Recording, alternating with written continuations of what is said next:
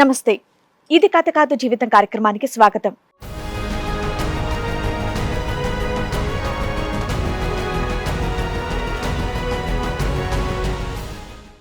నువ్వంటే ఇష్టం, నువ్వు లేకుండా బ్రతకలేను అని అన్నాడు. కానిప్పుడు నన్ను బ్రతకనివ్వకుండా చిత్రహింసలు పెడుతున్నాడు అని బాధపడుతోంది. అతని వల్ల నేనే కాకుండా నా కడుపున బిడ్డ కూడా కష్టాలు అనుభవిస్తోంది. ఎక్కడున్నాడో తెలీదు, ఎప్పుడొస్తాడో తెలీదు, అసలు వస్తాడో రాడో అని తెలియని వాడి కోసం మొక్కని దేవుడు లేడు, ఎక్కని గుమ్మం లేదు అని బాధపడుతోంది. నాకు 16-15 ఇయర్స్లో ఉన్నప్పుడు ఒక అబ్బాయి తీసుకెళ్ళాడు. మ్యారేజ్ చేసుకున్న తర్వాత ఒక బాబు ఇంటర్ ఫెయిల్ క్యాస్ట్ మ్యారేజ్ అని చెప్పేసి మా మమ్మీ వాళ్ళకి ఇష్టం లేకపోతే తీసుకొని వచ్చారు. ఓకే. అప్పటి నుంచి ఒక్కదాన్నే ఉన్నాను మేడం, చాలా సంవత్సరాలు.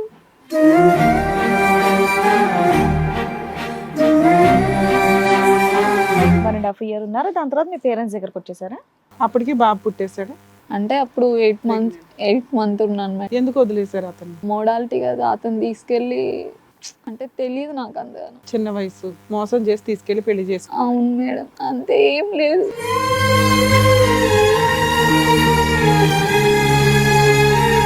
కొట్టాడు మేడం, చాలా కొట్టేటోడు. చెయ్యి కూడా ఇరిగిపోయింది. చాలా ప్రాబ్లమ్స్ ఫేస్ చేసిన అక్కడ. ఇక్కడ హెల్ప్ చేసే వాళ్ళు ఎవరు లేరు, ఇంత పెద్ద హైదరాబాద్లో.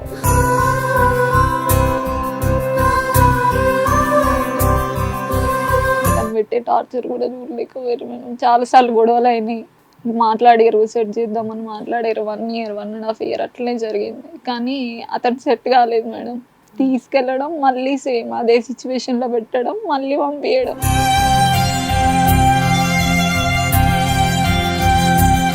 తల మెత్తలు మూతి మీద పెట్టి కూర్చునేవాడు మేడం పైన. ఒకరోజు స్కూలింగ్లో మందు తెచ్చిచ్చాడు మేడం. 1 week లేవలేదు మేడం, బాబు చిన్నగా ఉన్నాడు.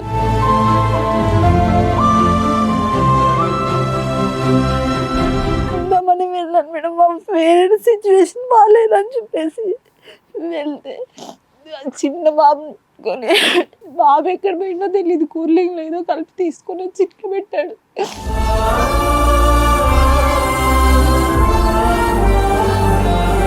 నేను పడిపోయి 2 weeks అవుతుంది.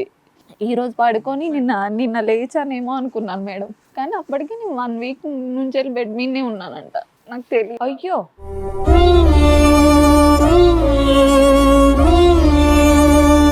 ఏం కలిపాడమ్మా? తెలియదు సార్, ఏదో పసర్ లాగా. అంటే ఏంటి, చంపటానికి కలిపాడా లేదంటే మత్తులో దించడానికి కలిపాడా? కలపడానికి ఉద్దేశం ఏంటి?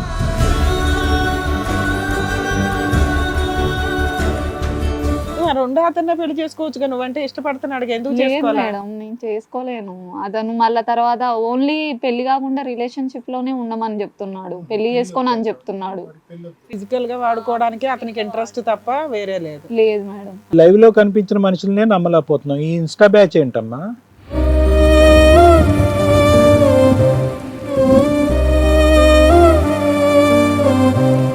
తప్పుల మీద తప్పులు చేసుకుంటూ డైరెక్ట్గా ఫేస్ టు ఫేస్ ప్రయాణం చేసిన వాడికే గ్యారంటీ లేనప్పుడు ఇన్స్టాగ్రామ్లో పరిచయం అయిన వాడికి లవ్ స్టోరీలు నడిపించి పారిపోయి పెళ్లి చేసుకునేంత అవసరమే ఉందమ్మా? నీకు ఒక కొడుకున్నాడు కదమ్మా, మళ్ళీ నువ్వు ఒక ప్రెగ్నెన్సీ, మళ్ళీ పెళ్లికి ముందు కలవటం, మళ్ళీ అదొక అబార్షను, మళ్ళీ నెల తిరగక ముందు ఇంకో ప్రెగ్నెన్సీ.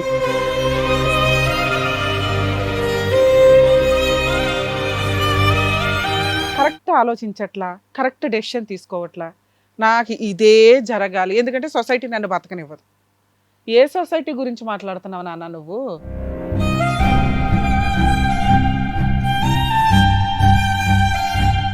వాళ్ళ ఫ్యామిలీ వాళ్ళు కూడా ఊర్లోకి వెళ్ళి మాట్లాడితే వాళ్ళతోటి కూడా అందరికి పైసలు తీసుకొని పడుకుంటుందని చెప్తున్నారట మేడం.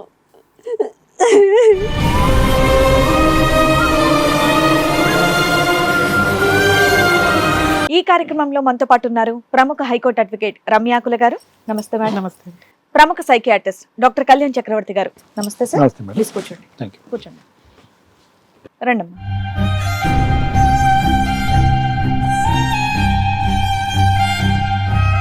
నమస్తే. కూర్చోండి.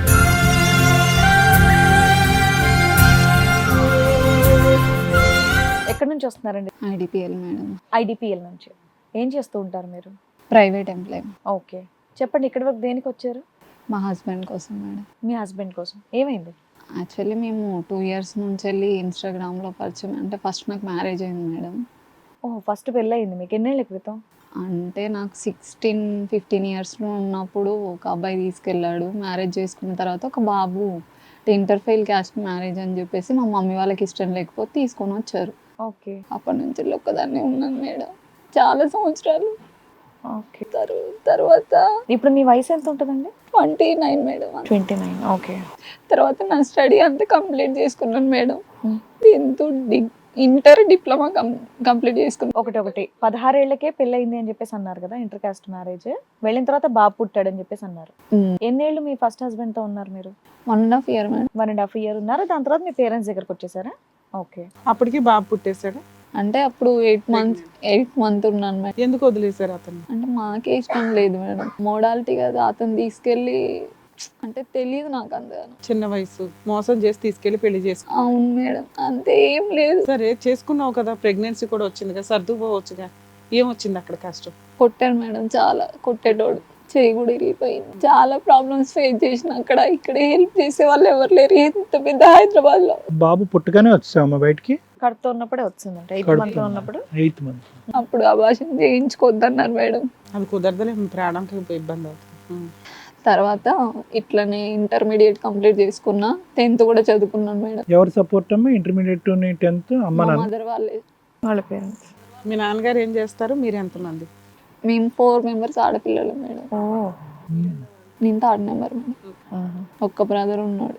మరి ఇంత జరిగిన తర్వాత పేరెంట్స్ ఎవరు నిన్ను నిందించి నిలదీయకుండా యాక్సెప్ట్ చేసి మళ్ళీ లోపలికి పిలిపించుకున్నారమ్మా వాళ్ళ ఇంట్లో? అవును, అంటే అతను పెట్టే టార్చర్ కూడా చూడలేకపోయారు మేడం. చాలా సార్లు గొడవలు అయినాయి. మాట్లాడారు, సెట్ చేద్దామని మాట్లాడారు. 1 year 1.5 year అట్లనే జరిగింది. కానీ అతను సెట్ కాలేదు మేడం. తీసుకెళ్ళడం, మళ్ళీ సేమ్ అదే సిచ్యువేషన్ లో పెట్టడం, మళ్ళీ పంపించడం. తల మెత్తలు మూతి మీద పెట్టి కూర్చునేవాడు మేడం పైన. ఒకరోజు స్కూల్ రింగ్ లో మందు తెచ్చిచ్చాను మేడం. 1 week లేవలేదు మేడం. బాబు చిన్నగా ఉన్నాడు. తర్వాత కూడా వెళ్ళాను, నేను ఉందామని వెళ్ళాను మేడం. మా పేరెంట్స్ సిచ్యువేషన్ బాగాలేదని చెప్పేసి వెళ్తే చిన్న బాబు కొని, బాబు ఎక్కడ పోయిందో తెలియదు, కూలింగ్ లేదో కలిపి తీసుకొని వచ్చి ఇట్లా పెట్టాడు. వర్క్ చేసి ఇంట్లో పని చేసి నేను తాగేసాను మేడం. పడ్డాను ఆ రోజు. ఎందుకో నుంచి మా బ్రదర్ వచ్చాడు మేడం సడన్ గా. వస్తే నేను పడిపోయి 2 weeks అవుతుంది. 2 weeks అవుతుంది మేడం. కానీ నాకు తెలీదు. ఈరోజు పడుకొని నిన్న లేచానేమో అనుకున్నాను మేడం. కానీ అప్పటికి నేను 1 week నుంచి వెళ్ళి బెడ్ మీదనే ఉన్నానంట. నాకు తెలియదు. అయ్యో. ఏం కలిపాడమ్మా? తెలియదు సార్, ఏదో పసర్ లాగా. అంటే ఏంటి, చంపటానికి కలిపాడా లేదంటే మత్తులో దించడానికి కలిపాడా? కలపడానికి ఉద్దేశం ఏంటి? ఆ టైంలో మా బ్రదర్ వచ్చాడు ఊరు నుంచి వెళ్ళి. ఏమైంది మీకు? పడిపోయారు, ఏమైంది? డాక్టర్ ఏమైనా చెప్పారా? డాక్టర్ వచ్చి సెలైన్ బాటిల్స్ ఎక్కించి ఏదో ఫుడ్ పాయిజన్ అయినట్టుంది అని చెప్పారు, అంతే. అప్పటికి ఇలా కలిపినట్టు మీకు తెలియదు? నాకు తెలియదు. ఎలా తెలిసింది మరి కలిపారని మీరు ఎలా అనుకుంటున్నారు? అది స్మెల్ డిఫరెంట్ గా వచ్చింది సార్ ఆ రోజు. మరి ఎందుకు తాగారు వస్తున్నప్పుడు? అంటే నేను అన్ఎక్స్పెక్టెడ్ గా అంటే ఇంట్లో పని అంతా ఉండే మేడం ఆ రోజు. మా మామయ్య గారిది ఏదో పెద్దరమాసనం ఏదో ఉండేనంట. అయితే ఆ రోజు అట్లా వర్క్ చేసి వచ్చేసరికి ఇంకా నాకు ఫీడింగ్ ఇస్తున్నాను కదా బాబుకి కూడా, ఏం అర్థం కాకుండా తాగేశాను అన్నాడు. ఇంకా ఆకలి వేస్తుంది అని చెప్పేసి. సెకండ్ టైం గొడవ అయిన తర్వాత మళ్ళీ వెళ్ళారు కదా, ఎన్ని నెలలు ఉన్నారు అప్పుడు? 1 month 1 month లో ఇట్లా చేశాడు. ఇంకా అక్కడ నుంచి వచ్చేసారు. వచ్చేసాను మేడం. 13 years అవుతుంది ఇప్పుడు వచ్చేసి.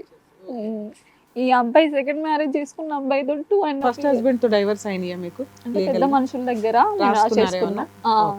రాసేసుకున్నాం. అంటే వాళ్ళు ఇంటర్ఫేల్ క్యాస్ట్ మ్యారేజ్. ఇంకొకటి మాకు మ్యారేజ్ కూడా చేయలేదు మా అమ్మ వాళ్ళు, నార్మల్గా ఉన్నాం. అయితే ఇప్పుడు వాళ్ళకు మాకు సంబంధం లేదని పెద్ద మనుషుల దగ్గరనే రాయించుకున్నాం. ఇంకెందుకులే అక్కడికి వెళ్ళి చావడం, ఇంత చేస్తున్నాడు అనుకొని. ఎంతకాలానికి వచ్చేసిన తర్వాత? ఎంతకాలానికి? వచ్చేసిన తర్వాత ఒక 3 yearsకి రాయించుకున్నాం మేడం. ఓకే. ఈ లోపు మీరు ఇంటర్ ఏవో చదువుకోవడం కంప్లీట్ చేశాను. ఇంకా మెల్లగా హైదరాబాద్ వచ్చి ఏదో జాబ్ చేసుకుంటున్నాను. అతను పెళ్లి కూడా చేసేసుకున్నాడు. అతనికి ఇప్పుడు పిల్లలు కూడా ఉన్నారు. ఇప్పుడు అతనితో ప్రాబ్లం లేదు? నాకు ప్రాబ్లం లేదు. ఓకే. నెక్స్ట్ తర్వాత ఈ రెండో అతని గురించి. ఈ రెండో అతను కంటే ముందు ఒక అబ్బాయి మీద ఎస్సీ ఎస్టీ కేసు పెట్టాను మేడం. నేను జాబ్ చేస్తున్న టైంలో వచ్చి చాలా ఇరిటేట్ చేస్తుంటే, అయితే నేను ఆ అబ్బాయికి 2-3 సార్లు చెప్పాను, సో అండ్ సో నా లైఫ్ ఇలా ఉంది, నాకు ఇవి అంతా కుదరదు, నాకు ఒక బాబు ఉన్నాడు, సరే మంచిగా మ్యారేజ్ చేసుకుంటా అంటే నాకు ఉండడానికి ప్రాబ్లం ఏం లేదు, కానీ మా పేరెంట్స్ తోటి వచ్చి మాట్లాడాలని చెప్పాను మేడం. ఓకే, అతను నిన్ను లవ్ చేయడం స్టార్ట్ చేశాడు, నువ్వు ముందే హింట్ ఇచ్చావు నా పద్ధతులు ఇవి అని. నేను చెప్పాను. చెప్పిన తర్వాత కూడా అతను అలాగే వచ్చి హాస్టల్ దగ్గరకు వచ్చి ఇట్లా గొడవ చేయడం ఇట్లా చేశాడు మేడం. అయితే నేను ఏం చేశాను, నార్మల్గా ఒకసారి 2 సార్లు ఇట్లా నార్మల్గా పోలీస్ స్టేషన్కి పిలిపించి మాట్లాడిపించాను. వినలేదు ఆయన. వినకపోతే ఒకరోజు హాస్టల్ కిందికి వచ్చి కంప్లైంట్ పెట్టిన తర్వాత కూడా గొడవ పెట్టాడు. గొడవ పెడితే ఇంకా మేము వెళ్తే, మరి వీడిని రిమైండ్ చేస్తామమ్మా, మీకు బాబు ఉన్నాడు కదా, ఎస్సీ ఎస్టీ కేసు పెడితే కొంచెం మనీ అన్న వస్తాయి మీకు, వీడు ఇంతగానో ఇబ్బంది పెడుతున్నాడు కదా అంటే పెట్టాము. అది అసలు ఆ కేసులో ఏముందో కూడా తెలియదు మేడం. ఇప్పటివరకు నేను ఒక్కసారి కూడా కోర్టుకి వెళ్ళలేదు. అసలు సంతకం పెట్టి వచ్చినావు అంతే. సంతకం అరెస్ట్ పెట్టొచ్చు అయ్యాడా అబ్బాయి? తెలియదు మేడం. అరెస్ట్ కూడా అయి ఉంటాడు కంపల్సరీ, సీరియస్ కేసు. సరే, దానికి ఇప్పుడు ఈ అబ్బాయికి సంబంధం ఏంటమ్మా? అది ఆ పేపర్స్ నా జీవితం మొత్తం గురించి ఈ అబ్బాయికి చెప్పాను మేడం.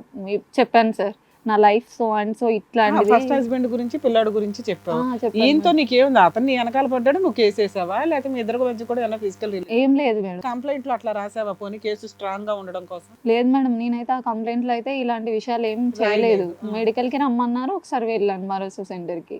మెడికల్ కి ఎందుకు వెళ్ళావమ్మా? అంటే నార్మల్గా రమ్మన్నారు మేడం, వెళ్ళాను. నువ్వేం చెప్పావు ఇక్కడ చెప్పాలి. మెడికల్ గా ఊరికే కంప్లైంట్, హరాస్మెంట్ కంప్లైంట్ కి మెడికల్ కి ఎందుకు పంపిస్తారు తల్లి? ఏమన్నా ఫిజికల్ గా టార్చర్ పెట్టి? లేదు లేదు, అలా ఏం లేదు సార్ అబ్బాయితో నాకు టచ్. సరే, ఓకే, మెడికల్ గా పెట్టావు. మెడికల్ అది ఏమైనా బలవంతం చేశాడమ్మా? ఏమన్నా చెడుగా ప్రవర్తించాడా మీకు? ఆయన ప్రవర్తించాడు కానీ నేను అట్లా అదే అదే అదే ఇప్పుడు మరి అట్లా చేశాడు నీ కానీ కేసు నేనైతే నువ్వు రాసినటువంటి దాంట్లో ఆ విధంగా ప్రవర్తించాడని రాసావా? రాసాను. మరి అందుకే మెడికల్ కి అడిగారు, అందుకే మేడం అడిగారు. ఓకే అమ్మా, తర్వాత తర్వాత ఇంకా అతను ఏమైందో ఏందో తెలియదు మేడం. నాకు 3 years అయింది ఆ కేసు కూడా. అంతలోనే ఇప్పుడు ఈ అబ్బాయి, నేను ఇప్పుడు మ్యారేజ్ చేసుకున్న అబ్బాయి మా క్యాస్ట్. ఇతను ఎట్లా పరిచయం? మూడో అతను ఇతను ఇన్స్టాలో పరిచయం మేడం నార్మల్గా. అయితే నార్మల్గా నువ్వు ఆ రెండో అతన్నే పెళ్లి చేసుకోవచ్చు, నువ్వంటే ఇష్టపడుతున్నాడు, ఎందుకు లేదు చేసుకోవాలి? మేడం, నేను చేసుకోలేను. అతను మళ్ళీ తర్వాత ఓన్లీ పెళ్లి కాకుండా రిలేషన్షిప్ లోనే ఉండమని చెప్తున్నాడు, పెళ్లి చేసుకోను అని చెప్తున్నాడు.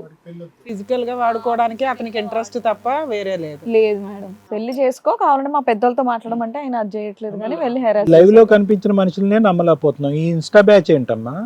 ఇన్స్టా బ్యాచ్ ఏంటంటే ఇక మరి మన లైవ్ లో కనిపించి ప్రేమాయణాలు కొనసాగిస్తేనే వాళ్ళు నమ్మకంగా లేరు.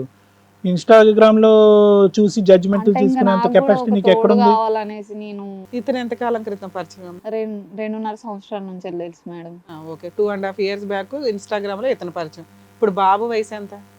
బాబుకి 7.5 ఉంటుంది మేడం, 7.5 8. సో వాడు 5 years ఉండగా నువ్వు మళ్ళీ ఇతనితో పరిచయం పెట్టుకున్నావు. ఓకే, పెట్టుకున్న తర్వాత ఇతను కూడా బాగానే ఉన్నాడు మేడం. వచ్చిన తర్వాత వీళ్ళు ఎక్కడ వాళ్ళు? మా సైడ్ వరంగల్ వాళ్ళే, సేమ్ క్యాస్టే మేడం. అబ్బాయి ఏం చేస్తాడు? బీటెక్ చదువుకున్నాడు కానీ ఏం చేయడు మేడం. పెళ్ళి అయింది అతనికి ఏమన్నా? అవలా. మరి నీకు పెళ్ళి అయ్యింది, పిల్లాడు ఉన్నాడు, నిన్ను తెలిసే కమిట్ అయ్యా? తెలిసి కమిట్ అయ్యాను మేడం. అన్నీ చెప్పాను నేను. ఫస్ట్ నా లైఫ్ ఇది పెద్దల సమక్షంలో పెళ్ళా? కాదు సార్, మళ్ళీ సీక్రెట్ పెళ్ళే. మేమే చేసుకున్నాం. మరి సీక్రెట్ పెళ్ళే అంటారు. అంటే అందరికి తెలుసు కానీ వాళ్ళు బీటెక్ చేసినోడు ఉద్యోగం లేకుండా పెళ్ళయి ఒక కొడుకున్నటువంటి అమ్మాయిని పరిగెట్టుకుని వచ్చి ఎందుకు చేసుకుంటాడమ్మా?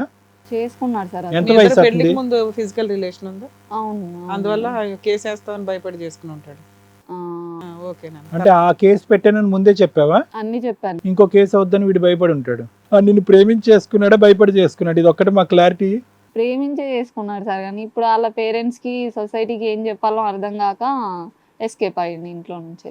2.5 years బ్యాక్ పరిచయం. పెళ్లి ఎప్పుడు అయింది? పెళ్ళి January 30 మేడం. ఏ జనవరి? ఈ జనవరి మేడం. ఓర్ని 2 years నుంచి లవ్ లో ఉన్నారా? అవును మేడం. చేసుకోక ఏం చేస్తాడు? సచ్చినట్టు ఇరుకుపోయాడు అంటంగా. పోన్లే, ప్రేమించుకున్నారు, ఇద్దరు కలిసి లివింగ్ లో ఉన్నారమ్మా?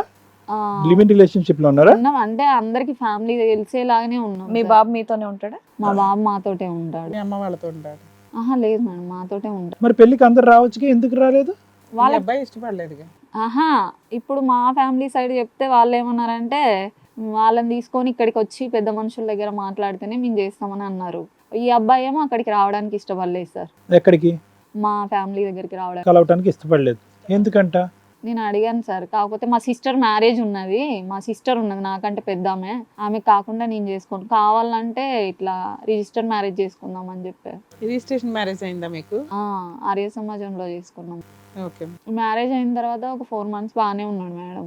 అయితే వాళ్ళకు ఫస్ట్ నుంచే తెలుసు వాళ్ళ అత్తమ్మ కూతురు ఉంది మేడం, ఆమెను మ్యారేజ్ చేద్దామని ప్లాన్ వీళ్ళకి. అయితే ఫస్ట్ నేను వెళ్ళినప్పుడు వాళ్ళ బ్రదర్ వాళ్ళు కూడా నాతో అన్నారు, ఏమని అంటే ఈమె ఎందుకు రా పెద్ద బజార్ది ఉన్నట్టుంది, వాళ్ళ అన్నయ్య వాళ్ళ పెద్ద అన్నయ్య వాళ్ళ పెద్దదిన నేను పెద్ద బజార్ది ఉన్నట్టుంది, మాకు ఇలా బాగానే ఉంది కదా అమ్మాయిని చేసుకోవాలి ఇదని చెప్పి తిట్టాను మేడం. ఇతను బాగున్నాడనే నేను ఒక తోడు కావాలన్నట్టుగానే చేసుకున్నా మేడం. ఇతను మ్యారేజ్ అయిన తర్వాత ఏం జాబ్ కూడా చేయలేదు, 5 months ఇంట్లోనే పడుకొని ఉన్నాను, నేనే జాబ్ చేసి పెట్టాను. ఎందుకు చేయడమ్మా? బద్ధకమా? ఎందుకు చేయడం? ట్రై చేస్తాడు, ఉద్యోగాలు ట్రై చేసి రాక, లేదంటే ట్రై చేయడం? చేస్తాడు కానీ ఆ అమ్మాయి ఉన్న సైడే జాబ్ ట్రై చేయడం సార్. అమ్మ ఎక్కడ ఉంటే అక్కడ పోవాలి, అక్కడికి వెళ్ళాలి. వాళ్ళిద్దరు రిలేషన్షిప్ ఉందా? ఉంది సార్. ఏది ఫిజికల్ గా గిజికల్ గా అన్ని? అంటే నాకు అది తెలీదు, మాట్లాడే విధానాన్ని బట్టి చూస్తే అర్థమయ్యేది కొన్ని. అనుమానం పడుతున్నావా? లేదు సార్, నిజంగా చెప్తున్నాను సార్, చూసాను కూడా నేను 2-3 సార్లు.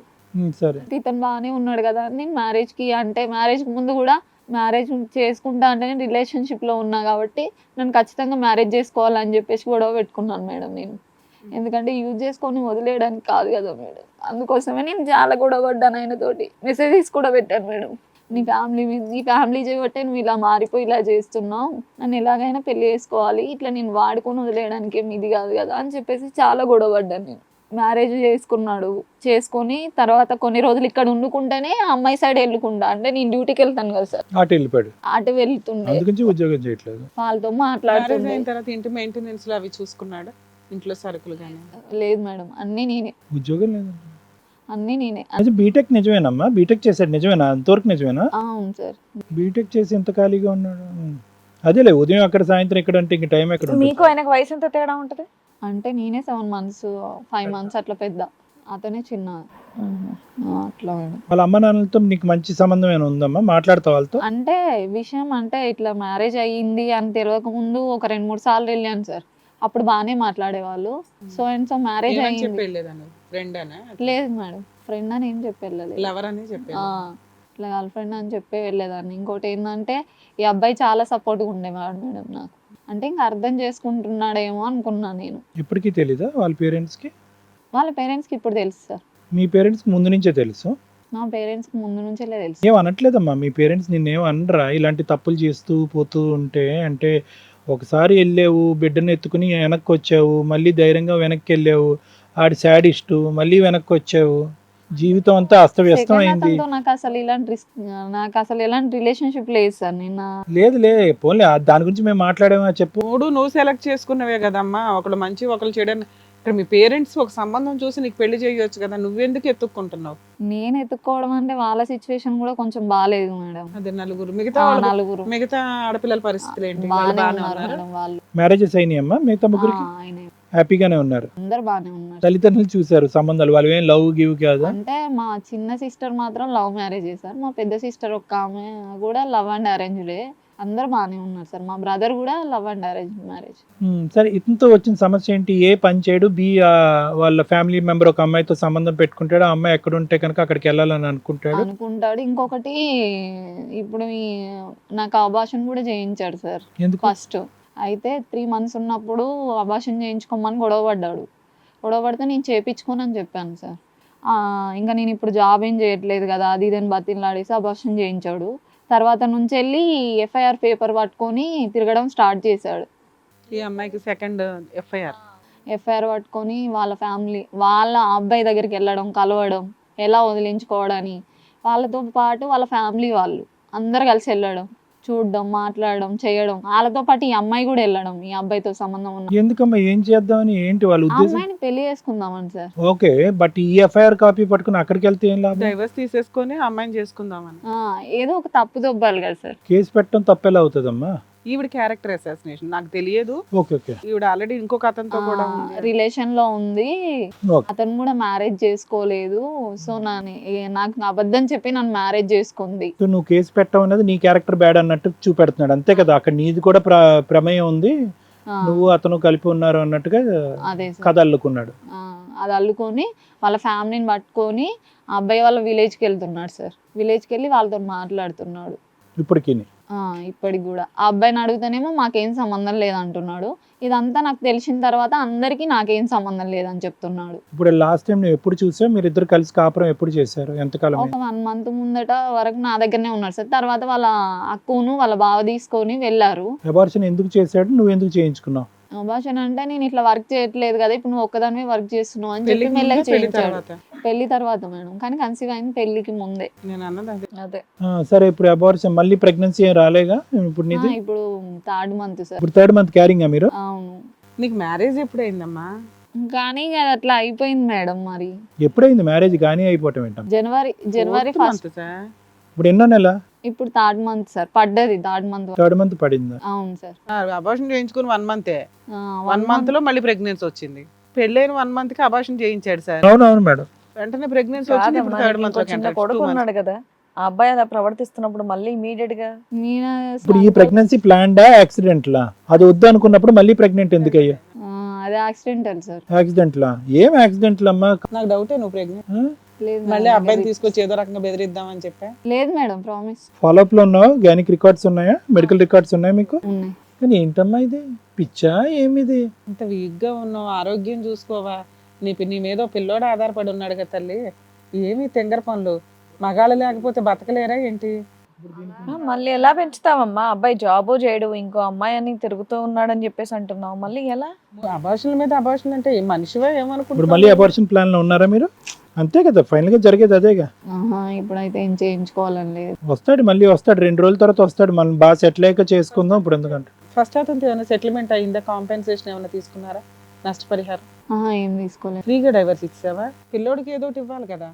బాబుకి ఏమి ఇవ్వలేదు మేడం. అయ్యో, మేము ఏం తీసుకోలేదు మేడం. అతని దగ్గర నుంచి వెళ్ళి అతను ఎస్కేప్ లో ఉండి మ్యారేజ్ చేసుకున్నాడు. నీ తరపున ఎవరైనా వచ్చారమ్మా ఈ రోజు ఇక్కడికి?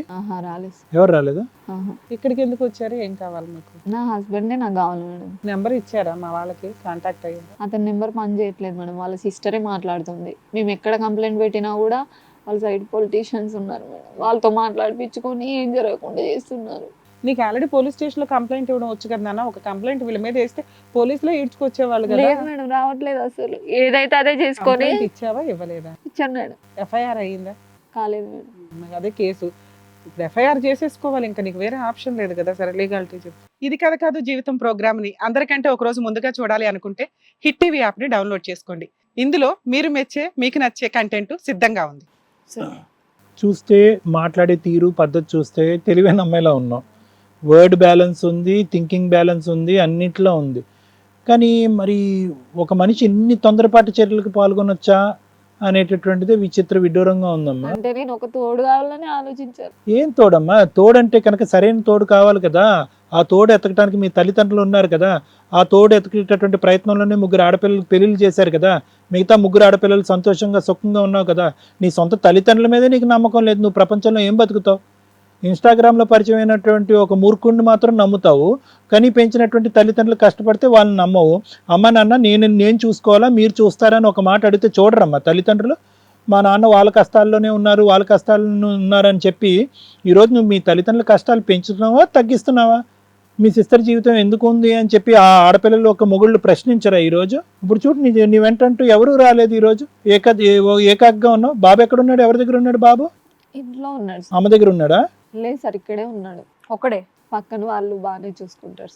అయ్యో, మరి నువ్వు ఉద్యోగానికి వెళ్తే ఎవరు చూసుకుంటారు బాబుని? ఇప్పుడు ప్రజెంట్ ఈ డిస్టర్బెన్స్ లో ఏం ఉద్యోగం చేయట్లేదు. ఉద్యోగం లేదమ్మా? ఇల్లు ఎలా గడుస్తుంది నాన్న?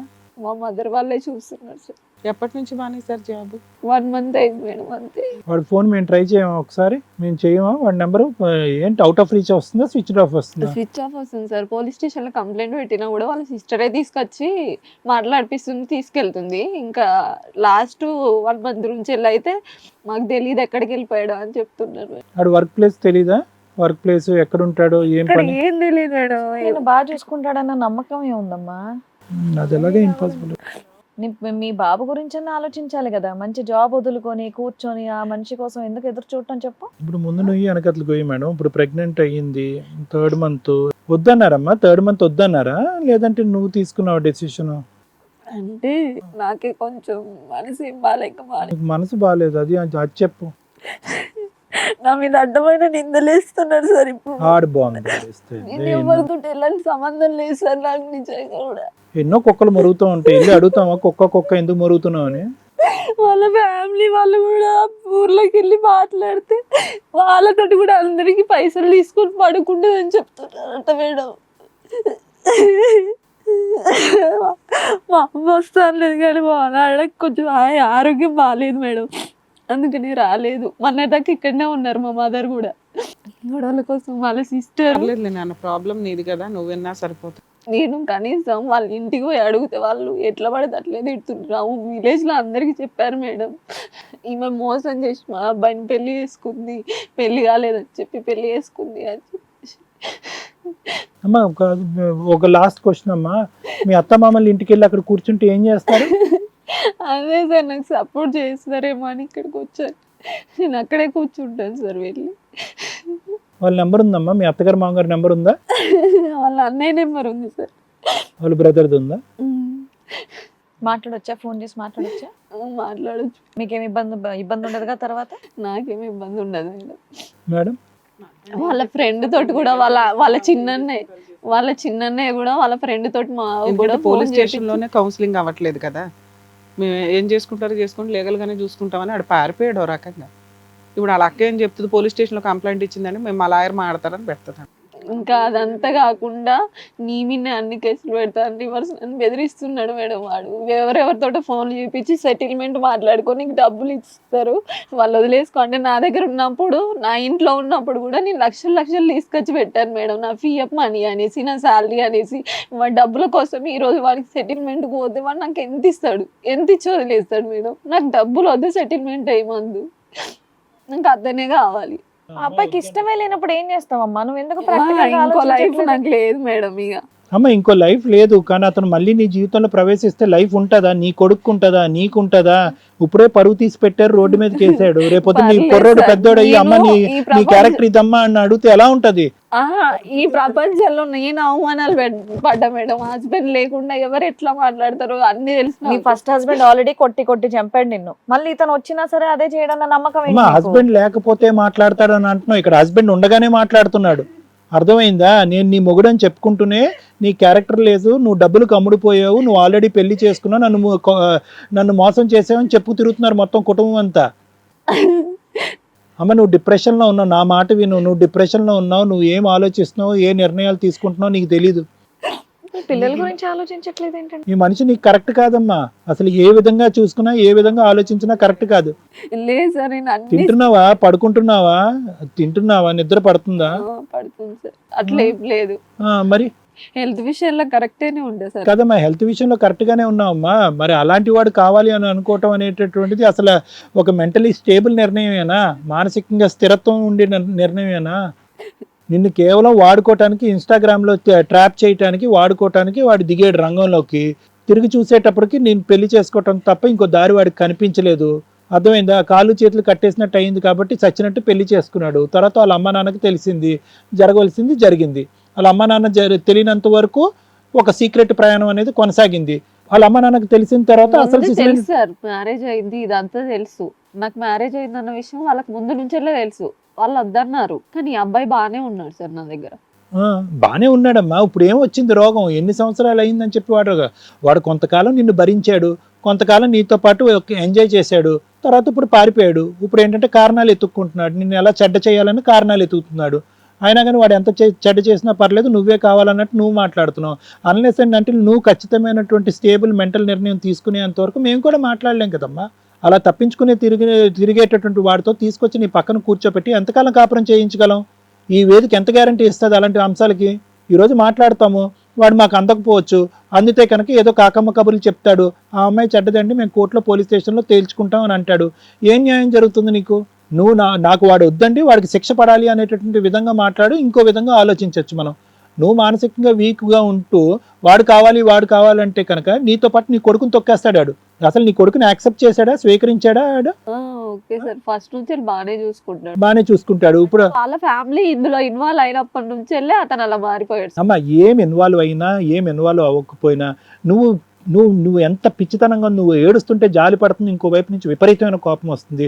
జీవితం సర్వనాశనం అయిపోతూ మిగతా ఆడపిల్లలు చక్కగా ఉన్న ఒకే ఇంట్లో పుట్టిన నువ్వు తప్పుల మీద తప్పులు చేసుకుంటూ డైరెక్ట్గా ఫేస్ టు ఫేస్ ప్రయాణం చేసిన వాడికే గ్యారంటీ లేనప్పుడు ఇన్స్టాగ్రామ్లో పరిచయం అయిన వాడికి లవ్ స్టోరీలు నడిపించి పారిపోయి పెళ్లి చేసుకునేంత అవసరం ఏముందమ్మా? నీకు ఒక కొడుకు ఉన్నాడు కదమ్మా, ఆ కొడుకు కూడా నువ్వు బాధ్యత వహించాలి కదా.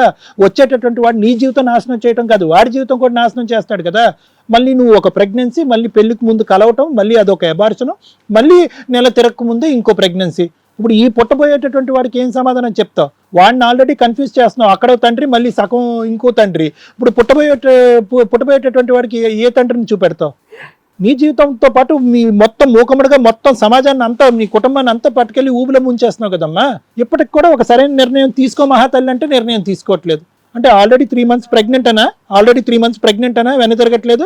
అట్లా లేదు సార్, నేను చాలా ప్రాబ్లమ్స్ ఫేస్ చేశాను. ఇప్పుడు మళ్ళీ ఆయన వదిలేసి ఇంకా చేయలేను. ఉంటాడు కావచ్చు, ఒక టైం వచ్చేసరికి బాగానే ఉంటాడు కావచ్చు. ఎలా చెప్తావమ్మా? ఏం ప్రేమమ్మా? 2 years పాటు ప్రేమించారు, లివింగ్ రిలేషన్షిప్ లో ఉన్నారు, పెళ్లికి ముందే నిన్ను ప్రెగ్నెంట్ చేశాడు. అలాంటి వాడు ఇప్పుడు ఈడు ఒక జాలి దయ ఏమీ లేకుండా నీ చేత అబార్షన్ చేయించాడు. అబార్షన్ చేయించడమే కాకుండా మళ్ళీ ప్రెగ్నెంట్ చేసి పారిపోయాడు. అలాంటి వాడు మారుతాడా? ఎవరు చెప్పారమ్మా? ఏ డాక్టర్ చెప్పాడు? ఏ పోలీస్ చెప్పాడు? ఏ అడ్వకేట్ చెప్పాడు అలాంటి వాళ్ళు మారుతారని చెప్పి? ప్రయత్నం చేద్దాం సార్, మారకపోతే తర్వాత. ఏం ప్రయత్నం అమ్మా? ఏం ప్రయత్నం చేయాలి? ఎటువంటి ఇంజెక్షన్స్ ఇవ్వాలి? అడికి ఏమన్నా కరోనా లాంటి వ్యాక్సిన్ ఇవ్వాలి? అడికి ఏమన్నా? ఏం మారుతారమ్మా అలాంటి వాళ్ళు? మారుతాడా? మారడు సచ్చినా మారడు. వాడికి ఏమైనా దయదాక్షిణ్యాలు ఉన్నాయమ్మా? నీ కడుపులో పుట్టే బిడ్డకు వాడి తండ్రి కదా, ఏమైనా జాలి ఉందా వాడికి? నీ మీద జాలి కరుణ ఏమీ లేవు. పుట్టబెట్టేటువంటి బిడ్డ మీద వాడికి ఒక ఆలోచన లేదా? నీకు ప్రెగ్నెన్సీ అని అతనికి తెలుసా? ఏమ్మా, తెలుసా తెలీదా? తెలుసు మేడం. పోలీస్ స్టేషన్ లో చెప్పావా? ఏమోనమ్మా, నా వరకు అయితే, నా నిర్ణయం అయితే మాత్రం ఆ మనిషి ఫోన్ ఎత్తినా, వాళ్ళ అన్నదమ్ములు, వాళ్ళ అక్క చెల్లెలు ఫోన్ ఎత్తినా, వాళ్ళ అమ్మ నాన్న ఫోన్ ఎత్తినా, వాడైతే కనుక నీకు సరైనవాడు కాదు. నువ్వు చేసినటువంటి మిస్టేక్స్లో ఇది ఒక మిస్టేక్. మొదటోడు శాడిస్టు, వాడు కనిపించే శాడిస్టు, వీడు కనిపించినటువంటి శాడిస్టు. వీడి శాడిజం ఎప్పుడు కనిపిస్తుంది తెలుసా? బలవంతంగా వెళ్ళి వాడి పక్కన వాడి ఇంట్లో కూర్చుంటా చూడు, అప్పుడు వీడి శాడిజం అనేది ఏదో కనిపిస్తాం. లేదు కాదు కూడదండి, నేను ఫైట్ చేయాలి అనుకుంటే కనుక ఇందాక నేను చెప్పినటువంటి సలహా తీసుకో, వెళ్ళు వాళ్ళ అమ్మ నాన్న ఇంట్లో టెస్ట్ అయ్యి ఎవరి గురించి కలపరో అప్పుడు చూద్దాం. రిస్క్ మాత్రం నీదే, ఎందుకంటే నువ్వు మొగుడు కావాలి, జీవితంలో ఇంకో పెళ్లి అనేటటువంటి వదులుకోవటానికి నువ్వు సిద్ధపడట్లేదు కాబట్టి అది తప్ప ఇంకో దారి లేదు ఈరోజు. Thank you sir. మేడం, ఎందుకు ఏడుస్తున్నావు నువ్వు? లైఫ్ నాశనం చేసుకున్నది నువ్వు. ఇక్కడ మీరు 3 questions అడిగారు. మ్యాక్సిమం అమ్మాయిలు చేసే మిస్టేక్స్ నమ్మి మోసపోవడం, వాళ్ళ ఫిజికల్ నీడ్స్ కంట్రోల్ చేసుకోలేక ఎవరో ఒకళ్ళ తగులుకొని జీవితాలు నాశనం చేసుకోవడం, సొసైటీ అంతా సింగిల్గా ఉంటే ఏమంటారు అనే భయంతో ఓ భర్త ఉండాలి, లేకపోతే అందరు నన్నే వేలుపెట్టి చూపిస్తారు అని ప్రాపర్ వ్యక్తిని వెతుక్కోకుండా జీవితాలు నాశనం చేసుకుంటే, ఈ రోజున ఒక మంచి పొజిషన్లోకి వెళ్ళాల్సిన కెపాసిటీ ఉండి కూడా తర్వాత ఆలోచించుకుందాం, ముందు ఆడే కావాలనే స్టేజ్లో ఒక వ్యక్తి తన జీవితాన్ని నాశనం చేసుకోవడానికి రెడీ అయిపోయింది. ఏమైంది దీనివల్ల? ఇక్కడ దొబ్బి తినింది, మొత్తం చిప్పు దొబ్బింది. ఓ రకంగా కరెక్ట్ ఆలోచించట్లా, కరెక్ట్ డెసిషన్ తీసుకోవట్లా, నాకు ఇదే జరగాలి, ఎందుకంటే సొసైటీ నన్ను బతకనివ్వదు. ఏ సొసైటీ గురించి మాట్లాడుతున్నావు నాన్న? నువ్వు ఆలోచించాల్సింది నువ్వు కన్నా కొడుకు గురించి. ఒక అద్భుతమైన అమ్మ కడుపులో పుట్టడానికి వాడి జీవితం రాసిపెట్టి ఉండి నీ కడుపులో పుట్టిన వాడిని ఎవడ నాన్న అని పిలిపించడానికి కక్కుర్తి పడతావా? అమ్మ ఒకటి ఉంది చాలుగా, ఆడెవడో తన్నాడు, ఇప్పుడు ఇతను వచ్చి నిన్ను రోజు రెగ్యులర్గా తంతే ఇతను కూడా వదిలేస్తావు కదా నాన్న. ఒక వ్యక్తిని వదిలించుకోవడం కుదరకపోతే ఒకప్పుడు నీలాగే సెంటిమెంట్గా భర్తే జీవితం అనుకొని ఉండేవాళ్ళు. బలవంతంగా సొసైటీ కోసం కూతుర్ని చస్తే చావు, నువ్వు మా అత్తగారి ఇంట్లోనే ఉండాలి అని తరిమేసిన కేసుల్లో, అమ్మో భర్త లేకపోతే సొసైటీ ఏమంటుందని బలవంతంగా ఉన్న కేసుల్లో సిలిండర్లు పేలిపోయినాయి. అర్థమవుతుందా? అంతకుముందు కిరసనాలు పోసేవాళ్ళు. అలా మహిళల్ని కాపాడడానికి చట్టాల్లో మార్పులు వస్తూ ఎప్పటికప్పుడు 2005లో ఒక చట్టం, మనకి 498 డీవీసీలు, ఇలా ఎప్పటికప్పుడు మార్పులు చేసుకుంటూ మిమ్మల్ని ప్రొటెక్ట్ చేస్తుంటే, మేడం నాకు అతనే కావాలండి అంటే రేపొద్దుట ఏదైనా కలిపి పెడితే ఎవడు రెస్పాన్సిబిలిటీ? నిన్ను వదిలించుకోవడానికి అతను ఎన్ని మార్గాలు ఎత్తుకుతున్నాడో తెలుసా? మీరు ఇంటి దగ్గరికి వెళ్ళి నిరాహార దీక్ష చేయడానికి పనికిరారు. ఎందుకంటే మీ ఫస్ట్ మ్యారేజ్, మైనర్ మ్యారేజ్ చెల్లదు, కానీ మీకు ఒక బాబు ఉన్నాడు. అక్కడ మీరు ఒక లెటర్ రాసేసుకొని నేను విడాకులు అయిపోయినాయండి అని మీరు డిసైడ్ చేసుకోవడానికి కుదరదు. మేము షెడ్యూల్ తెగలలో ఆ రైట్స్ ఉంటాయి, కానీ షెడ్యూల్ క్యాస్ట్లో ఉండదమ్మా. వాళ్ళు ఖచ్చితంగా కోర్టుకు వెళ్ళి మాత్రమే డైవర్స్ తీసుకోవాలి. సో మీరు ఆ ప్రాసెస్ కంప్లీట్ చేయలే. 2, ఇంకొక వ్యక్తి మీ వెనకాల పడితే అతనికి సంబంధించి మీ మధ్య ఫిజికల్ రిలేషన్ ఉందా లేదా ఎవ్వరు ఇక్కడ మాట్లాడట్లా. కానీ నువ్వు ఒక కేసు స్ట్రాంగ్గా ఫైల్ చేయడానికి వెళ్ళినప్పుడు నువ్వు అక్కడ ఒక డైలాగ్ వేసేసావు, ఫిజికల్గా నన్ను హెరాస్ చేయడానికి ఇబ్బంది పెట్టాడండి అని. అప్పుడు పోలీసులు దానికి తగ్గట్లే రాసుకుంటారు. దానిని నేను ఇప్పుడు ఈ అబ్బాయి వాళ్ళ అడ్వకేట్ని అయినా కూడా లేదా వాళ్ళ అడ్వకేట్ అయినా ప్రాపర్గా వాడుకుంటారు. ఫస్ట్ మ్యారేజ్ గురించి ఆ అబ్బాయికి తెలియదు, తెలిసి నిన్ను పెళ్లి చేసుకోవాల్సిన అవసరం ఆ అబ్బాయికి లేదు. 2, రెండో క్యారెక్టర్ గురించి అసలు ఆ అబ్బాయికి తెలియదు. నువ్వు చెప్తే నిన్ను అయ్యయ్యో చాలా మంచి అమ్మాయి అని అబ్బాయి వచ్చాడు అంటే ఆ అబ్బాయి నిన్ను మోసం చేయడానికి వాడుకోవడానికే వచ్చినట్టు తప్ప నిన్ను పెళ్లి చేసుకోవడానికి కాదు. ఇంత చదువుకున్నావు, ఇంత మంచి పొజిషన్లో ఉన్నావు, తెలిసి ఎవ్వరు రారు, వచ్చాడా నిన్ను వాడుకోవడానికే. బేసిక్ నాలెడ్జ్ లేకపోతే ఎట్లా నీకు? అదే తెలిసే వచ్చాడు మేడం. అప్పుడు నిన్ను వాడుకోవడానికి వచ్చినట్టు నిన్నెందుకు పెళ్లి చేసుకుంటాడమ్మా? మ్యారేజ్ ముందు కూడా నాకు అన్ని డాక్యుమెంట్స్ కరెక్ట్ ఇచ్చిన తర్వాత నేను మ్యారేజ్ చేసుకున్నాను మేడం. ఎవరిచ్చిన తర్వాత? నువ్వు ఒక ప్రెగ్నెన్సీ పెట్టుకొని రెడీగా నువ్వు కనుక ఆ రోజు ఆ అబ్బాయి నిన్ను పెళ్లి చేసుకోకపోతే వాడి జీవితం సర్వనాశనం అయిపోయినట్టే తెలుసా అతనిది. ఇప్పుడు పెళ్లి చేసుకున్నావు కదా, నువ్వు ఒక లైసెన్స్ ఇచ్చావు. లైసెన్స్ ఇచ్చిన తర్వాత ఇప్పుడు ఒకరి జీవితం సర్వనాశనం అవుతుంది అక్కడ. జస్ట్ ఒక కంప్లైంట్తో అతను అరెస్ట్ అయ్యాడు. అతను బెయిల్ తీసుకోవడానికి అడ్వకేట్ల చుట్టూ లక్షల్లో ఫీజులు కట్టుకుంటూ అది వదిలించుకోలేక నువ్వు ఎప్పుడన్నా క్షమిస్తే, మ్యూచువల్గా ఎవరన్నా యాక్సెప్ట్ చేస్తే హాస్టల్ విట్నెస్ కింద క్లోజ్ చేసుకోవడానికి అతను వెంపర్లాడుతున్నట్టు లెక్క. నువ్వు కేసుకి వెళ్ళట్లేదు కాదు, కేసు పనే అంత. మ్యాక్సిమం నువ్వు వేసి 3-4 ఇయర్స్ అయ్యి ఉంటుంది. ఇంకా టైం పడుతుంది ఆ కేసుకి నిన్ను పిలవడానికి. దాంట్లో అతనికి అడ్వకేట్ ఉంటారు, మీకు పబ్లిక్ ప్రాసిక్యూటర్ ఉంటారు. మీ అవసరం ఉన్నప్పుడు పిలుస్తారమ్మా, సమన్స్ సర్వ్ చేసి మీరు వెళ్ళి ఆ రోజు ఏం జరిగిందో చెప్తారు. అతను అలా తీసుకెళ్ళి జైల్లో వేస్తారు. ఆ స్టేజ్కి నీతో అతను సెటిల్మెంట్కి వస్తాడు. ఎంతో కొంత తీసుకొని సెటిల్మెంట్ చేసుకోండి. తీసుకుంటారా తీసుకోరా అది మీ పర్సనల్ విషయం. అది నేను కోర్టుకి రానని చెప్పాను మేడం. రాను అంటే అది క్లోజ్ అయిపోద్దిలే ఆటోమేటిక్గా. నువ్వే విట్నెస్ లేనప్పుడు సంబంధం ఇప్పుడు నాకున్న రిలేషన్ అంటే మా హస్బెండ్ మేడం. అది తర్వాత మాట్లాడతావు. ఫస్ట్ 1 by 1 మాట్లాడాలి కదా. ఒకవేళ మీరు వెళ్ళకపోతే అతనితో నాకు అవసరం లేదండి అని అనుకుంటే కనుక వెళ్ళి హాస్టల్ విట్నెస్ చేసి నాకు గుర్తులేదండి ఆ రోజు ఏం జరిగిందో పోలీసులు సంతకాలు పెట్టమంటే పెట్టాను అంటే ఆ అబ్బాయి అలా బయటకు వచ్చేస్తాడు. కేసు విత్డ్రా అవుతుంది 3 to 4 monthsలో. అర్థమవుతుందా? నువ్వు ఆ పని చేయకుండా కోర్టుకి వెళ్ళట్లా. దానివల్ల ఇంకా అబ్బాయికి 3-4 years కేసు నడుస్తుంది తెలుసా. నీ ఒక్క విట్నెస్ తగ్గిద్ది. ఇట్లాంటి సెషన్ కేసుల్లో అమ్మాయి నన్ను ఫిజికల్గా ఇట్లా ఇబ్బంది పెట్టారని అల్ట్రాసిటీ కేసు వేసిన కేసులో అది చాలా దారుణమైన కేసు. బేసిక్ నీకు కనీసం మానవత్వం లేదు. నేను వెళ్ళట్లేదండి కోర్టు కంటే అది గొప్పతనమా? నువ్వు వెళ్ళి వాడి వాపన వాడే పోతాడు అనుకొని హాస్టల్ విట్నెస్ చెప్పి కేసు విత్డ్రా చేసుకొని రావాలి. నువ్వు వెళ్ళకపోవడం వల్ల నాకు ఎవరు చెప్పలేదు అది ఇప్పుడు నేను చెప్తున్నాను కదా, నువ్వు వెళ్ళకపోవడం వల్ల 3 to 4 years మిగతా విట్నెస్లతోటి కేసు నడిపిస్తూ కోర్టుకి వెంటనే అమ్మాయి రాలేదు కాబట్టి డిస్మిస్ చేస్తాం అన్నారు ఈ కేసుని. ఈ నిజాలు కనిపెట్టడానికి మ్యాక్సిమం ఫైట్ చేసి మెయిన్ విట్నెస్ లేదు కాబట్టి ఫైనల్గా జడ్జిమెంట్ ఇస్తారు. ఈ లోపు వాడి జీవితం అంతా అవ్వాల్సింది అవుతుంది. కాకపోతే నువ్వు లేవు కాబట్టి కొంచెం సేఫ్గా ఫైట్ చేసుకుంటాడు, ఎలా అయినా గెలుస్తాను రా దేవుడా అని. ఒకవేళ అలాంటి సాక్ష్యాలు ఉంటే నువ్వు లేకపోయినా కూడా ఆ అబ్బాయి పనిష్మెంట్ పడుతుంది. నిన్ను హెరాస్మెంట్ లేదు మేడం, అలాంటిది ఏం లేదు.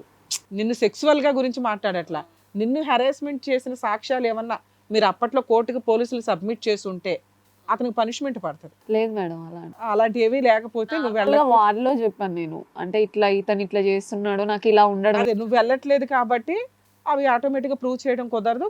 గెలుస్తాడు ఆ అబ్బాయి, గెలుస్తాడు. కానీ ఆ గెలుపు ఒక గెలుపు కాదు, ఇంకో 5 ఏళ్ళు పడుతుంది అతను గెలవడానికి. ఎందుకంటే లీగల్ ప్రాసెస్ అలా ఉంది కదా.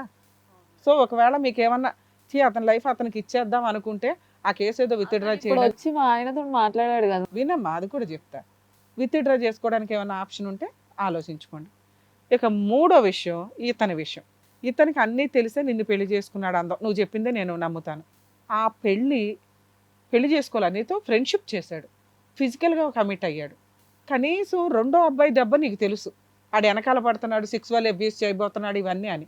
అరే ఇతను కూడా రేపు పొద్దుట నన్ను వదిలేస్తే ఎట్లా? పెళ్లి చేసుకుంటానంటే నమ్మేస్తావా? రేపు ఇంకొకటి వచ్చి పెళ్లి చేసుకుంటానంటే నమ్మేస్తావా? మరి అతన్ని ఎందుకు నమ్మావు? 3వ అతన్ని ఎందుకు నమ్మావు? అతను మా ఫ్యామిలీకి దగ్గర అయ్యాడు, మా ఇంటికి కూడా వచ్చాడు, ఇవన్నీ చేశాడు. నువ్వు వెళ్ళావుగా, లవర్ అని చెప్పి వెళ్ళావుగా. లేదు మేడం, ఫ్రెండ్షిప్ గా రాలేదు, మా మదర్ తోడు కూడా మాట్లాడాడు, ఫిజికల్ రిలేషన్ వచ్చాడు, ప్రెగ్నెన్సీ. ఇప్పుడు పెళ్లి చేసుకో అన్నాక అతను ఇబ్బందిగా తప్పక పెళ్లి చేసుకున్నట్టే లెక్క. నిన్ను ఎందుకు పెళ్లి చేసుకోవాలి నాన్న, నాకు అర్థమే కావట్లా. అతని ఇష్ట ప్రకారమే ఓకే, చేసుకున్నాడు. ఇష్టపడే పెళ్లి చేసుకున్నాడు. వాళ్ళ ఇంట్లో వాళ్ళు అన్నీ నీకు ఫేవర్, నువ్వు చెప్పిందే మాట్లాడతా. ఇప్పుడు వాళ్ళ ఇంట్లో వాళ్ళు ఎంటర్ అయ్యారు. ఆ అబ్బాయి అంటే ఇష్టపడ్డాడు, ఇంట్లో వాళ్ళు ఎందుకు ఇష్టపడతారు? అసలు అబ్బాయే ఇష్టపడ్డా అంటున్నాను నేనైతే. అవసరం కోసం ఏదో వాడేసుకుందామని తెలివితేటలు పోయాడు. గట్టిగా పట్టుకున్నావు, పర్ఫెక్ట్ టైంలో, ప్రెగ్నెన్సీ టైంలో పట్టుకున్నావు. వేరే ఆప్షనే లేదు. బయటకి మాస్క్ రివీల్ చేయకపోయినా అతని ఇన్నర్ ఫీలింగ్ అదే. నీకు పైన ఉన్న ఫేసే కావాలి కాబట్టి నీ వైపే మాట్లాడతా. వెళ్ళాడు, పెళ్లి చేసుకున్నాడు. తిప్పి కొడితే 2-3 మంత్స్. ఆ 1 మంత్లో అబార్షన్ జరిగింది. సేఫ్ సైడ్లో అబార్షన్ చేయించాడు. పెళ్లి చేసుకున్నదే అందుకు. నువ్వు ఇంకో సేఫ్ సైడ్లో వెంటనే ప్రెగ్నెన్సీ తెచ్చుకున్నావు. అంత షార్ట్ టైంలో ప్రెగ్నెన్సీ వచ్చిందంటే నేను నమ్మను. మేము ఇప్పుడు డిప్రెషన్లో పోయిందంటావో ఇంకొకటో, అది నీ పర్సనల్ విషయం. మరి ఈ అబ్బాయి నాకు కావాలి మేడం, సొసైటీలో నేను బతకలేని అబ్బాయి లేకుండా, అన్నీ తెలిసే నన్ను పెళ్లి చేసుకున్నాడు. ఇప్పుడు నా క్యారెక్టర్ అసాసినేషన్ చేస్తున్నాడు. నా పిల్లోడొద్దు, నేనొద్దు అంటున్నాడు. అతను అనటం కంటే వాళ్ళ ఇంట్లో వాళ్ళు ఎక్కువ అంటున్నారు. ఇన్ కేస్ వాళ్ళు ప్రెజర్ చేయకపోతే ఈ అబ్బాయి నన్ను అపరూపంగా చూసుకుంటాడు అనేది నీ ఫీలింగ్. నీకు 2 years నుంచి 2.5 years నుంచి పరిచయం. అతను ఇప్పటికీ ఏ రోజు జాబ్ చేయలే. అంటే జాబ్ చేసేవాడు కానీ చిన్న చిన్న జాబ్స్. చిన్న చిన్న జాబులు, అవి వస్తాయో రావో తెలియదు. అలా బీటెక్లు చేసి చిన్న చిన్న చేస్తున్నాడు అంటే అతని టాలెంట్ ఎంతో మనం అర్థం చేసుకోవచ్చు. 3వ ఆప్షను, అతన్ని నువ్వు ఎలా అయినా కానీ బుద్ధి చెప్పాలి అంటే మీకున్న ఆప్షను మ్యాక్సిమం లీగల్ ఫైటింగ్ చేసి, ఇందాక నేను చెప్పినట్టు ఏదైనా ఫుల్ అండ్ ఫైనల్ సెటిల్మెంట్కి వెళ్ళడం ఒకటి. లేదు మేడం అతని జీవితకాలం నాకు ఉండాలంటే, మన ఇండియన్ లా అండ్ ఆర్డర్ మనకు బంపర్ ఆఫర్ ఇచ్చింది. కర్మ కొద్దీ ఏ కేసులు వేసినా 5 ఏళ్ళు 10 ఏళ్ళు నడుస్తాయి. అలా నడిపించేసుకో. అంటే ఇప్పుడు కేసులు నీకు అది కూడా చెప్తాను. అదే అన్నీ నేను చెప్తాను విను. కేసులు వేయకపోతే అతను నీ దగ్గరికి రాడు. కేసులు వేసినా రాడు, వేయకపోయినా రాడు. ఇది ఫిక్స్ ఫస్ట్. కేసులు వేయటం వల్ల నీలో ఒక కక్ష, బాధ ఇవన్నీ ఉన్నాయి చూడు. కోపం, నన్నేంటి ఇట్లా మోసం చేసి వాడేసుకున్నాడు, పెళ్లి చేసుకుంటాడని దగ్గరికి వచ్చాడు, పెళ్లి చేసుకున్నాడు, అబార్షన్ చేయించాడు, మళ్ళీ ప్రెగ్నెన్సీ చేశాడు, వాళ్ళ ఇంట్లో వాళ్ళకి ఇంపార్టెన్స్ ఇచ్చి వెళ్ళిపోయాడు. ఒక ఆడపిల్లని ఇట్లా వాడుకుని వెళ్ళిపోతాడా అనేది నీ బాధ ఉంది కదా. ఆ బాధ ఏదైతే ఉందో, ఆ మంట ఏదైతే ఉందో, అది పోవాలి అంటే నువ్వు న్యాయ పోరాటం చెయ్యాల్సిందే. న్యాయ పోరాటం అంటే ఏంటి? నువ్వు వెళ్ళి ఇంటి ముందు కూర్చున్నావే అనుకో, అది ఎవరు చెయ్యాలి? నీ ఫస్ట్ హస్బెండ్ దగ్గర చెయ్యొచ్చు. రెండో ఒక కేసు ఫైల్ చేసి మూడో హస్బెండ్ దగ్గర, అంటే రెండో హస్బెండ్ దగ్గరికి వెళ్ళి అలాంటి నిరాహార దీక్షలు చేసే రైట్స్ నీకు లేవు. వెంటనే నీ క్యారెక్టర్ని ప్రసాదం పంచినట్టు పంచుతారు అన్ని చోట్ల. అర్థమవుతుందా? ఏ మహిళా సంఘాలను ఇంకొకళ్ళని తీసుకుని వెళ్ళి వాళ్ళ ఇంటి ముందు అయితే నువ్వు దయచేసి కూర్చోకు. మనిషికి నిజం కంటే ముందు అబద్ధం చాలా ఫాస్ట్గా వెళ్ళిపోద్ది. ఓ రెండో వాడి మీద ఏదో కేసు వేసిందంటే, అందులో ఇది రాసిందంటే, ఇదంట ఫస్ట్ హస్బెండ్ ఇట్లా వదిలేసిందంటే, అసలు ఫస్ట్ హస్బెండ్ డైవర్సే అవ్వలేదు, ఈ అబ్బాయి లీగాలిటీ అక్కడ. ఒక్కసారి అయితే వెళ్ళి మాట్లాడి చూస్తాను మేడం. అవి తర్వాత నాన్న. సో ఇవి అన్ని లూప్ హోల్స్ నీకు అగైనెస్ట్గా ఉన్నాయి, అతనికి ఫేవర్గా ఉన్నాయి. అయినా నీకు కేసులు వేసుకునే రైట్స్ ఉన్నాయి. నువ్వు ఏదైతే బాధ కోసం మ్యాక్సిమం ట్రై చేస్తానంటున్నావో, ఓసారి ప్రెగ్నెన్సీ పెట్టుకొని అట్లాగో పెళ్లి చేసుకున్నావు, అలాగే ఇప్పుడు ఇంకో ప్రెగ్నెన్సీ వచ్చింది.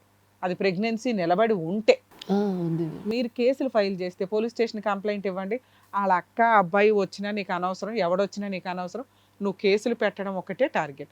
నువ్వు కేసులు పెడితే అక్కడ కౌన్సిలింగ్ ఉంటుంది, మీ ఇద్దరికి కౌన్సిలింగ్ ఇస్తారు. డొమెస్టిక్ వైలెన్స్ కేసు వేస్తే మీ ఇద్దరికి కౌన్సిలింగ్ ఇస్తారు. ఒకవేళ మీ మ్యారేజ్ చెల్లని మ్యారేజ్ అయినా కూడా డొమెస్టిక్ వైలెన్స్ 498 ఎంటర్టైన్ అవుతాయి. మీరు సహజీవనంలో కూడా మెయింటెనెన్స్ అడిగే రైట్స్ మీకు ఉన్నాయి. మీరు ముందు ఆ 2 కేసులు వేస్తే ఎక్కడున్నవాడన్నా త్రూ అడ్వకేట్ ద్వారా వస్తాడు. మీ ఇద్దరు మాట్లాడుకోవడానికి ఛాన్స్ దొరికింది. 1 year 2 years 3 years 5 years నీ ఇష్టం. ఎంత కాలమైనా అతని కోసం నువ్వు వెయిట్ చేసి అతని కోర్టు చుట్టూ తిప్పొచ్చు. నీకు మనిషి దొరుకుతూ ఉంటాడు, పారిపోవడం అనేది జరగదు. ఒకవేళ అతను డైవర్స్ కేసు వేస్తే అందులో కూడా నీకు మీడియేషన్ జరుగుతుంది. ఈలోపు ఒకసారి మాట్లాడుకోండి. 2 మీరు కేసులు వేస్తే అతనే నీ కాళ్ళ దగ్గరికి వస్తూ ఉంటాడు. నీకు ఎప్పుడైనా ఒక 1 yearకో 2 yearsకో 3 yearsకో రియలైజ్ అయ్యి సెటిల్మెంట్ చేసుకోవాలనుకుంటే సెటిల్మెంట్ చేసుకోండి, మ్యూచువల్ డైవర్స్కి వెళ్ళండి. ఒకవేళ మీకు అడ్వకేట్లను పెట్టుకునే కెపాసిటీ లేకపోతే ఫైనాన్షియల్గా, మనకి ఈ మధ్య తెలంగాణ స్టేట్లో, ఈ మధ్య కాదండి ఎప్పటి నుంచో ఉంది కానీ జనాలకు తెలియదు. ఈ టీవీ షో అనగానే రమ్య గారు సారో ఇలా డైరెక్ట్గా మేము ముగ్గురం కనిపించేస్తున్నాం. వాళ్ళ దగ్గరికి వెళ్తే ఫుల్ అండ్ ఫైనల్గా ఏదో ఒకటి షార్ట్ టైంలో లీగల్గా అయిపోతుంది పని అనేది మ్యాక్సిమం మీ నమ్మకం. మా వంతు ప్రయత్నం మేము చేస్తాం కానీ అన్ని కేసులు అలా చేయడం కుదరదు. సో ఇక్కడికి వచ్చే వాళ్ళంతా కూడా అడ్వకేట్లను పెట్టుకోలేక సఫర్ అయ్యే వాళ్ళు ఎక్కువ మంది వస్తున్నారు. అన్ని చోట్ల మేము ఫ్రీ సర్వీస్లు అనేది చేయడం కుదరదండి.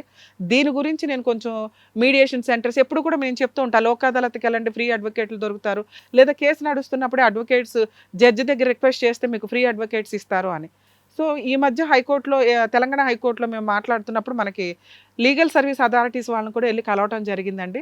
వాళ్ళు అసలు మెయిన్ రీజన్ అడ్వర్టైజ్మెంట్ లేకపోవడం వల్ల బిలో పావర్టీలో ఉన్న వాళ్ళు అడ్వకేట్ పెట్టుకోలేని వాళ్ళకి గవర్నమెంట్ కోర్టుల నుంచి ఫ్రీ అడ్వకేట్స్ ఉంటారు. ఆ బేసిక్ నాలెడ్జ్ లేకపోవడం వల్ల ఎవరికాళ్ళు వాళ్ళకు వచ్చిన ఆ 10,000లోనో 20,000లోనో ఏదో ఒక అడ్వకేట్ని పెట్టుకుంటారు. అవేమో ప్రాపర్గా ప్రొసీడింగ్స్ కంప్లీట్ అవ్వక కోర్టులో న్యాయం జరగలేదని ఇబ్బంది పడుతూ ఉంటారు. లేదా మా దాకా వస్తే మేము ఏదైనా సర్వీస్ చేయడానికి మ్యాక్సిమం ట్రై చేస్తూ ఉంటాం. మీకు ఒక నెంబరు మీకు టెలికాస్ట్ చేస్తామండి. మీకు తెలంగాణ లీగల్ సర్వీస్ అథారిటీ అని కొడితే కూడా మీకు ఆ నెంబర్ వచ్చేస్తుంది. తెలంగాణ స్టేట్లో ఏ డిస్ట్రిక్ట్ అయినా ఏ ఊరు వాళ్ళైనా కానీ ఆ నెంబర్కి ఫోన్ చేయండి. వాళ్ళు మీకు ఫ్రీ లీగల్ అడ్వకేట్ని మీ ఏరియాలో అపాయింట్ చేస్తారు, మీడియేషన్ ఇస్తారు, కౌన్సిలింగ్ ఇస్తారు, సెటిల్మెంట్ ట్రై చేయడానికి చూస్తారు. అవ్వకపోతే వాళ్ళు ఫ్రీగా అడ్వకేట్ని ప్రొవైడ్ చేస్తారు. వాళ్ళ ఫీజు అనేది గవర్నమెంట్ చూసుకుంటుంది, లీగల్ అథారిటీ వాళ్ళు చూసుకుంటారు, జ్యుడిషియరీ చూసుకుంటుంది వాళ్ళ ఫీజుకి సంబంధించింది.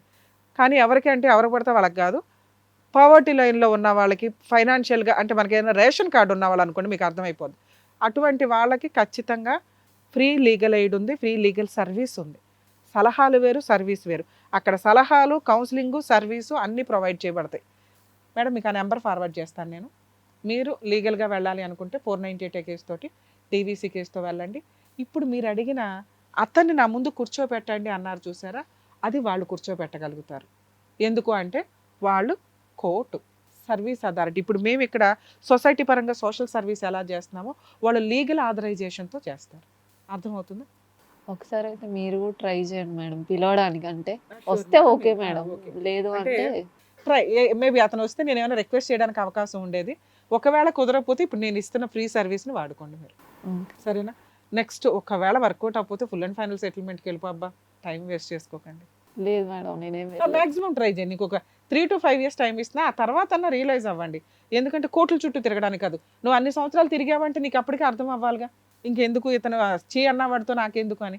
కాకపోతే ఇప్పుడు మీరు అడుగుతున్న ఆ లైసెన్స్ మీకు ఉన్నట్లు, నాకు భర్త ఉన్నాడు, అతను మంచోడు కాదు, వాళ్ళ అమ్మ వాళ్ళు చెప్పినట్టు వింటున్నాడు, వెళ్ళిపోయాడు, ఇది కూడా కేసులు వేసాను కోర్టులో నడుస్తుంది, ఇదే చెప్పుకోండి, ఇదే నడుస్తుంది. మీ క్యారెక్టర్ గురించి మీరు ఎక్కడా బాధపడద్దు. అంటే నాకు ఒక డౌట్ మేడం, ఇప్పుడు వాళ్ళు అన్నీ తెలిసే చేస్తున్నారు కానీ ఇండైరెక్ట్గా చేస్తున్నారు, వాళ్ళ ఫ్యామిలీ మీద కూడా అందరి మీద వెయ్యండి. మీరు ఒకసారి వెళ్ళి మాట్లాడండి, వాళ్ళు ఏదో అంటారు, వచ్చినాక అన్నీ వేసుకోండి, సరేనా? ఆల్ ది బెస్ట్ అమ్మ, జాగ్రత్త. Thank you.